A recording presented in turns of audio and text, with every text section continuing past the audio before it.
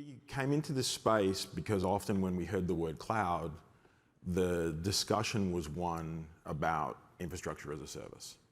And the question for us was, how does one think about SaaS security? How does one think about those assets, and how does one secure them?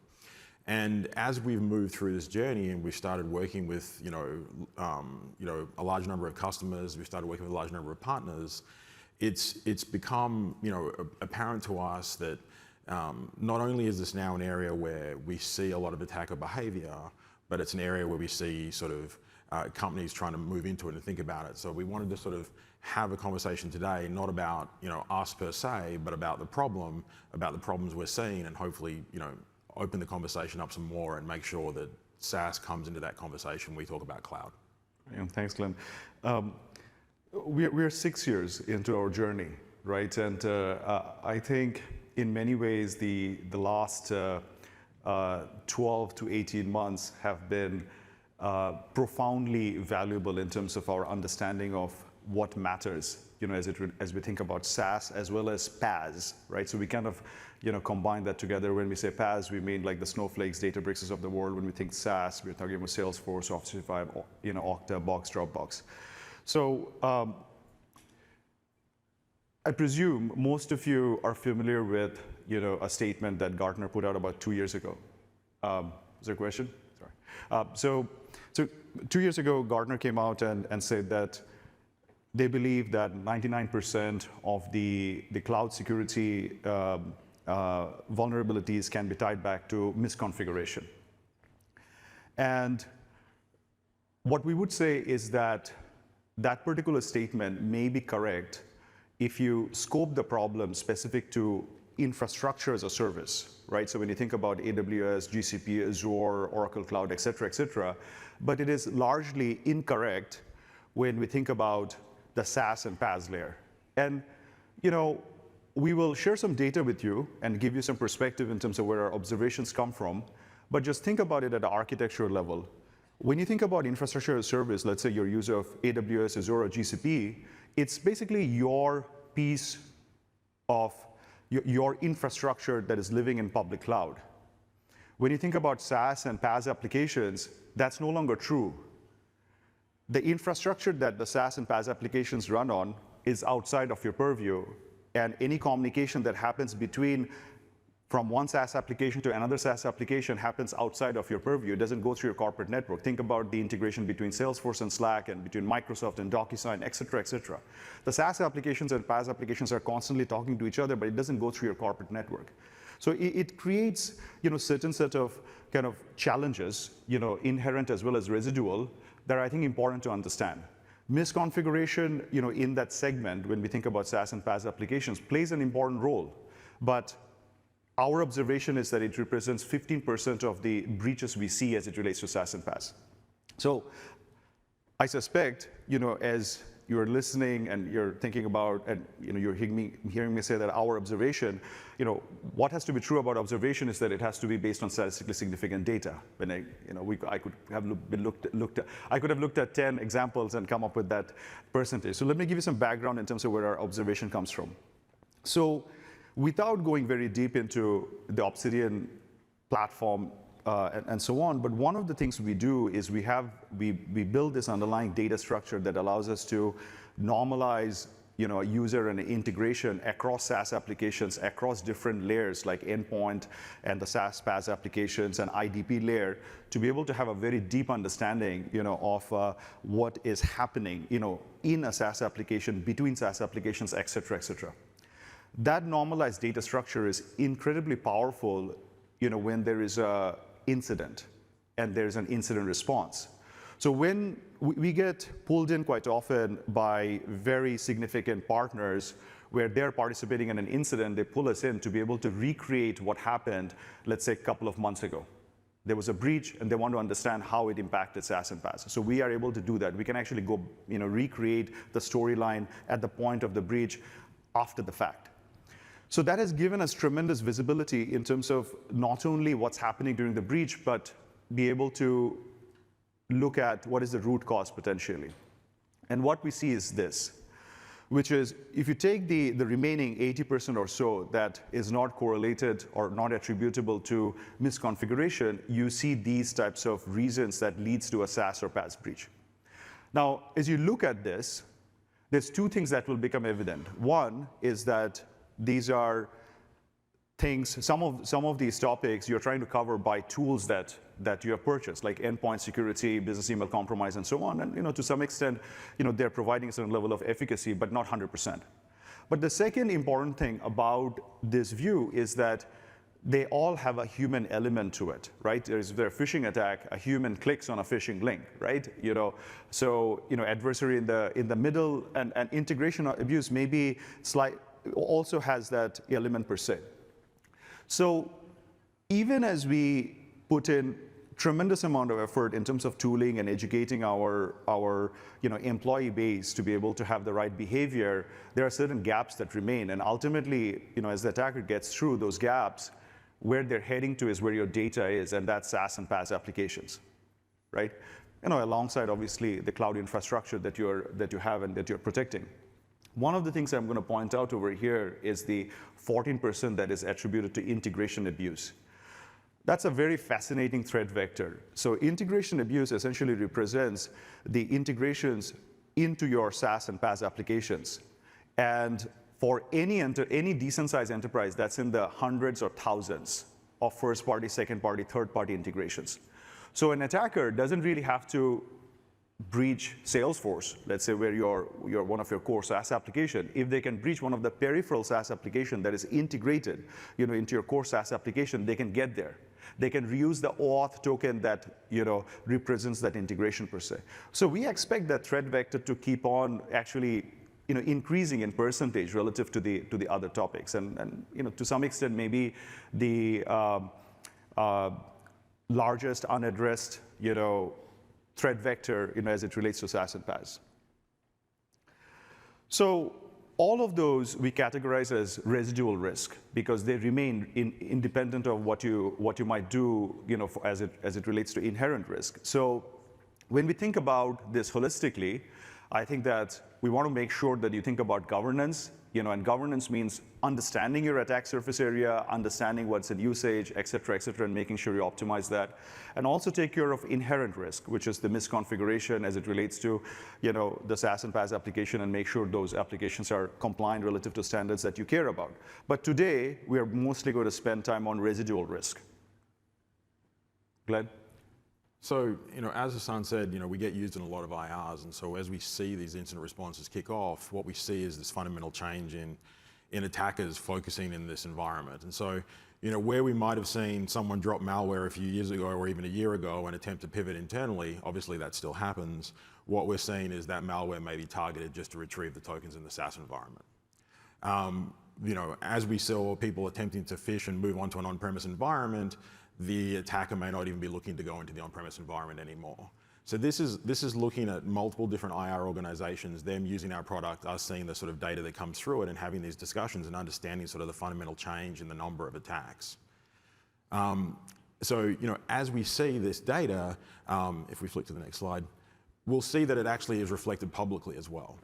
So, we saw a very small amount of public breaches for a significant period of time in this space. And one of the things that I would note here is it's always fantastic when a security team talks about a breach so we can all learn something, because the way we get better is we learn together. But B, these are fantastic security teams that suffered these breaches. So this fundamental change in pattern is moving forward and it's continuing in its scope. So as we think about the types of breaches that Hassan was talking about, we just wanted to talk through some elements of each of these and sort of the ones that we see. So these adversary in the middle attacks, these become more common, more frequent, more pervasive in nature.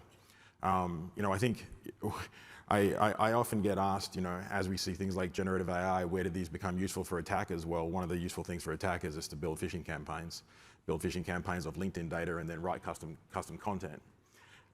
It's a very effective mechanism. As you think about these adversary in the middle attacks, we see these being successful as a way of circumventing the traditional MFA approach and then stealing that token. And what this has become is a target to achieve access to those tokens that exist so many more places because every single one of your employees touches your SaaS applications. Every single one of your employees touches your IDP. That's different to how when you think about, infrastructure as a service where you have a much narrower population. And so this targeted approach, by putting yourself in the middle, allowing yourself to retrieve that token, then let the employee log in, and then use that session to pivot, is an interesting one. The integration abuse topic, this is concerning for many, many, many reasons. So in this particular case, and again, props to CircleCI for being so clear and so helpful for everyone else in the space. But this integration abuse problem is target one of your downstream vendors, access the authorization tokens your downstream vendor has, and then access your environment. And as people generally aren't looking at these SaaS applications, as people generally aren't looking at those third-party integrations into their environment, you end up starting to talk about dwell times that we talked about back in 2012, and we're all talking about 500, 300-day dwell times. Because you don't know when the attacker is there accessing this data. If you don't know what's there, if you don't know what secrets you have, you don't know how long those secrets live, you don't know how those secrets are being accessed, you can't be surprised when the data is exfiltrated and over a long period of time. Obviously, we've trained all of our employees to think MFA. We've trained all our employees to think that MFA provides them the ultimate security, but we also have humans in the mix. So because we're human, eventually you can break a human. It doesn't take much. You can hit them again and again and again, or if you're smart, what you can do is you can hit them randomly during their workday. You don't have to hit them again and again and again. Just hit them randomly during their workday and all of a sudden you're successful. And we've seen this particular approach combined with a targeted phishing attack to be very effective for at least one case where the Omega ransomware group didn't actually touch anything on premise. They managed to get into a 365 environment and then engage in extortion without ever going on premise, without ever touching any on-premise system, in an entirely scripted, reusable attack. So this type of attack is actually significant, and we have to be more thoughtful about how we deal with the human in the mix. Engineering systems that require humans to never make mistakes is not engineering. SIM swapping. Hard to believe in 2023 we still have SMS as a second factor, but we do, and often it's a fallback factor. And it's not just a function of the telco employee being socially engineered. We've certainly seen that, but we've also seen telco employees actually getting paid off to initiate the SIM swap. And so at that point, the attacker gains access to the environment. Those credentials that they've managed to gain, again through human frailty, now requires a second piece of human frailty, the enjoyment of money, to be able to get access to the environment. So, this is a really interesting sort of issue. This is easily dealt with, don't use SMS, but I've gone through two other scenarios where two other techniques around MFA are easily subverted. So, what we would say as we think about, these attacks is the common factor here is the human involvement.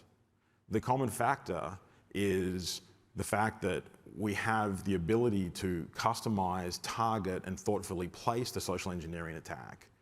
We have a very different model of administration, privilege, and access in SaaS environments. We don't have privilege necessarily located centrally in one group. It may be the HR system will be in HR operations. The sales system will be in sales operations. So I'm targeting a different type of employee. I can target them for a socially engineered attack for the outcome that I desire. If I wish to do simple payroll fraud, not a problem. If I wish to engage in exfiltrating information around corporate PII and corporate confidential information as a sophisticated attacker, not a problem. It depends who I'm going to access and who I'm going to attack. And security has a poor understanding of privilege in these systems. They have a poor understanding of the way these systems are connected to each other. And then the attacker has the advantage because access to this information is very, very easily obtainable and very, very easily understood. And they have a very broad group of people to target. Glenn, I didn't realize something. Yeah. Which is This was about challenging your prevailing thinking around aspects of cloud security, SaaS security, but there's also a test in terms of how good your eyesight is over here. Unintended, but I think it just lost in translation as we went from maybe Google Press to Microsoft. So phishing, endpoint compromise, and I think the last one is business email compromise. I think that's what each of those pillars represent. I'm lucky I jammed contacts in this morning. I can actually read it. I think the point for us was to sort of bring this to your attention, give you some perspective what we see, and then challenge you on how you think about cloud security and not to have too narrow a view. I think Hassan was going to just give you some perspective on things you can actually do about it. Yeah, I think we talked about these topics before. I think here is what I would leave you with, which is one. So by the way, the data set we shared with you, it's representative of more than 200 IRs that we have been part of in the last 12 months. So it's a significant data set, and I would say that a good percentage of them are fairly large enterprise. So it is definitely relevant from today, right? And we only see this topic gaining more relevance, as far as how you think about your security strategy as you go into next year. I think the second thing I would say to you is that I think the industry, maybe started with the concept of, okay, I put my data into SaaS applications and the SaaS providers are responsible for taking care of my data. The reality is that, sure, they're responsible and they need to do certain things, and you obviously put it in contracts in place to be able to hold them accountable. But how you use those SaaS applications is unfortunately under your purview. Meaning how you configure them, how you access them, how you integrate into them, that's under your purview. So if you are making certain decisions on those topics, and because of that there is a breach that takes place, unfortunately that's under your purview, right? So that's the other thing to realize. It is absolutely a shared responsibility. The third thing I would say to you is that I think we have built kind of solutions in security where it is we try to solve it all through a particular approach, and I think that there is a place for it. For example, if you think about correlation of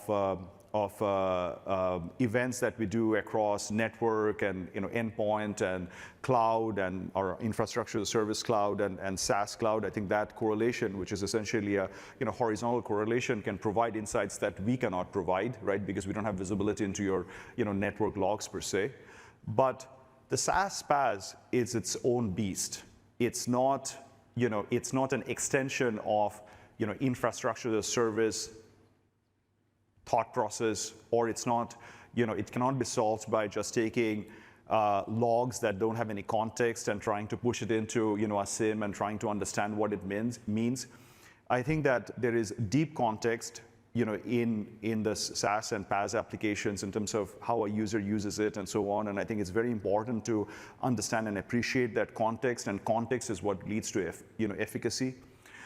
And each of these SaaS and PaaS applications have their own way of thinking about users, own data schema, and you want to unpack all of that and normalize it to be able to have a uniform understanding to truly solve these problems. So it's something that is worth deeply thinking about, rather than, can I just push logs and address this problem? Is it just an extension of what we are doing for infrastructure as cloud security? So I think those are probably the takeaways in terms of what we would like you to think about. This goes back to a previous slide in terms of the three pillars we feel are important, as you think about building a program around your SaaS, PaaS security.